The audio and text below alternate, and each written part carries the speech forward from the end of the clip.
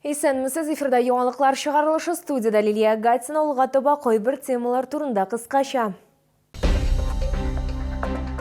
90% очракта парковка кагыйдәләрен хатын-кызлар буза. Бу юнәлештә эш ничек алып барыла? Авыл хуҗалыгы ярминкәләре үз эшен дәвам итә. Фермерлар азык-төлекне нинди бәядән сата? Соғыш ветераннары өчен госпитальдә өлешчә капиталь төзекләндерү тамамлана. Кабинетларны яңартудан тыш медицина учреждениесенә заманча җиһазлар сатып алынган. Тиздән аларны монтажлау башланачак. Төзелеш эшләрен алып баруга акча республика бюджетыннан бүленгән. Пациентларга уңайлы булсын өчен рентген кабинет стационарда түгел, соғыш ветераннары өчен госпиталь шифаханәсендә беренче катта урнашкан. Капиталь ремонт бүгенге көндә ахырга якынлаша. Безгә яңа җиһазлар килде. Рентген аппаратурасы, УЗИ, эндоскопический аппаратуралар килделәр. Реабилитация буенча күп җиһазлар килде бүгенге стационарга безгә. Шул хатын-кызлары 90% очракта парковка кагыйдәләрен боза. Быел 9 айда әлеге төр кагыйдә бозу очраклары буенча 9 меңнән артык беркетмә төзелгән. Бу хакта мэриядә аппарат киңәшмәсе вакытында административ комиссия рәисе урынбасары Айзирә Хамзина хәбәр итте. Бу юнәлештә эш ничек алып барыла? Алдагы минутларда сөйләрбез. Санкцияләнмәгән сәүдәне бетерүгә дә аерым игътибар бирелә. Административ комиссия тарафыннан бу юнәлештә 3500-дән артык беркетмә каралган. 3нче урында исә елдан-ел актуаль кагыйдә бозу булып шәһәрне төзекләндерү өлкәсендәге хилафлыклар тора. Тиешсез урыннарда белдерүләр ябыштыру, килештерелмичә тышкы мәгълүмат чаралары урнаштыру, шулай ук җир эшләрен башкаргандагы кимчелекләр аеруча еш ачыклана. Основной задачей для административной комиссии остается своевременное рассмотрение дел об административных правонарушениях, увеличение процентов взыскания штрафов в добровольном порядке, увеличение количества разъяснительных работ по предупреждению административных правонарушений. Узган чорда 30 миллион сумнан артык күләмдә штрафлар салынган, җирле бюджет хисабына 28 миллион сум акча алынган. Мы же не можем соглашаться с тем, что уничтожаются газоны, деревья, паркуются не там, где положены автомобили, мусор, грязь, неустановленная торговля. Все это, безусловно, требует нашего внимания, вмешательства, но и наказания. Суд приставлары белән дә актив эш алып барыла. Лилия Гатина, Ленар Султанов, яңалыклар.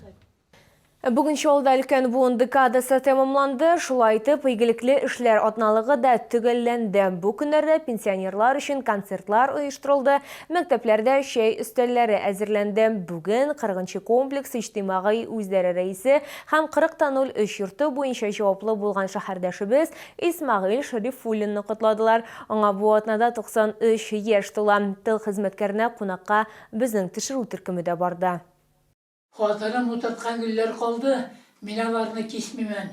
Кигән киемнәре калды, сагынганда иснимен. Бу шигырьне Исмагыйль Шәрифуллин үзенең гомерлек мәхәббәте хатынына багышлый. Ул 38 ел элек үлә, ләкин тормыш иптәшенә карата аның хисләре әле дә көчле. Этот человек для меня просто удивительный. Это наш Сергей Есенин нашего времени. Вы понимаете, это любовь к своей жене Сарие.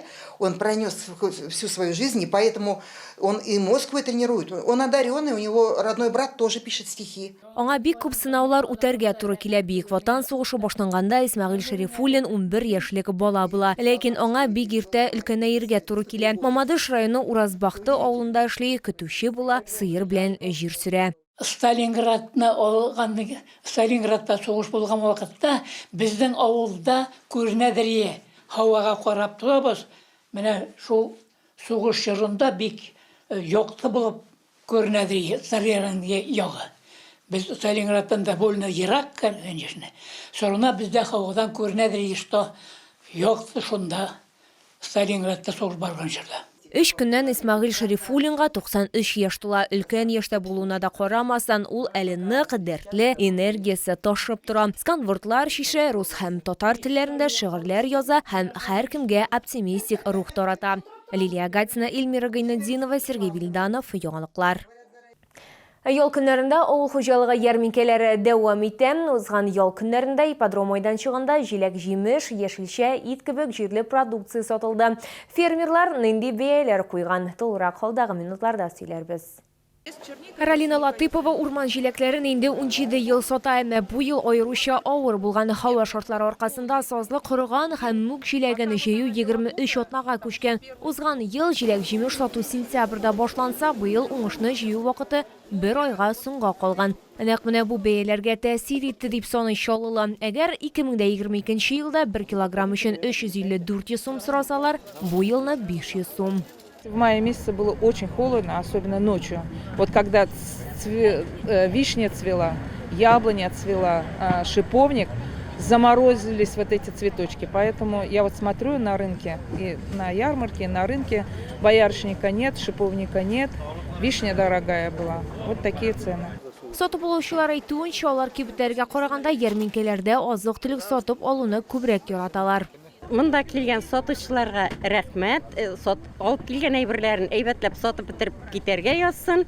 Икенче вакыт тагын килсеннәр, шундый сыйфатлы яхшы продуктлар алып килсеннәр безгә. Яшелчәләр аласы бар. Финики алам, чикләвек алам. Без атна сайын килергә тырышабыз инде. Ну, если күп алып булмый, әдәттә алабыз, потому что яңа елга хәтле вадар була бит. Стараемся теге. Әдәттә алырга кибеттә бит, монда бит килә свежий. Мороженое түгел, например, киләбез. Кибеттә бит, кая белмим инде, менә монда әйтәләр инде, авылдан киттек диләр. Шарап инде. Бәрәңге бәясе бераз төшкән. Узган ел 1 килограммы 20-25 сум торса, бу ел ул 16-18 сумны тәшкил итә. Авыл хуҗалыгы ярминкәләре һәр ял көннәрендә эшләячәк, 16-17-23-24 декабрь көннәрендә яңа ел кызлары тематик ярминкәләре оештырылачак. Лилия Гатина, Яна Вальдю, Ленар Султанов, яңалыклар.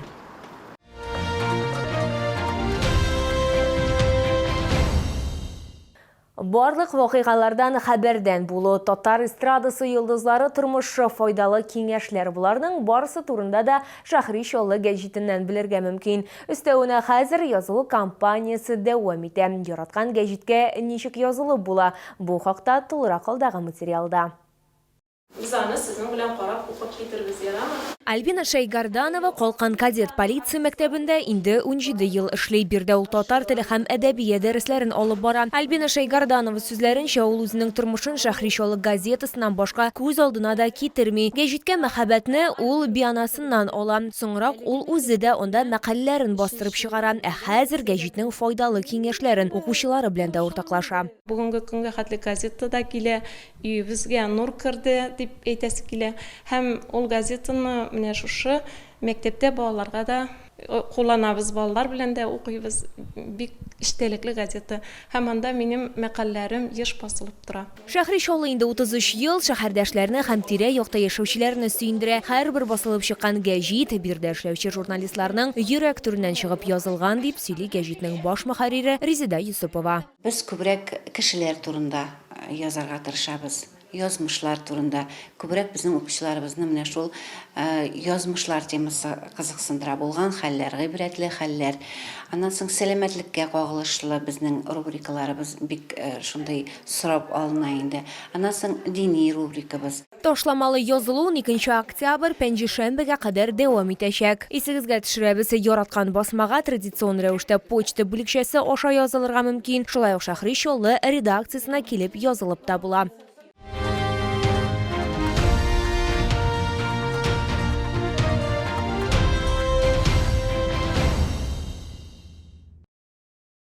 Бу сезгә җиткерәсе соңгы мәгълүматыбыз иде. Мин Лилия Гатина, сезнең белән сау булашам. Исән имин булыгыз.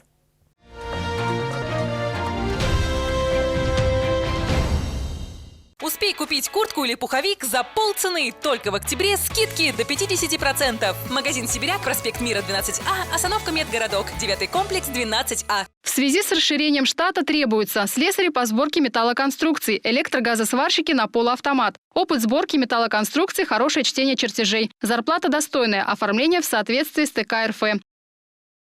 Продсклад «Победа». Грудинка свиная аппетитная, гордость мясника 115,90. Сок томатный «Райское лето» 79,90.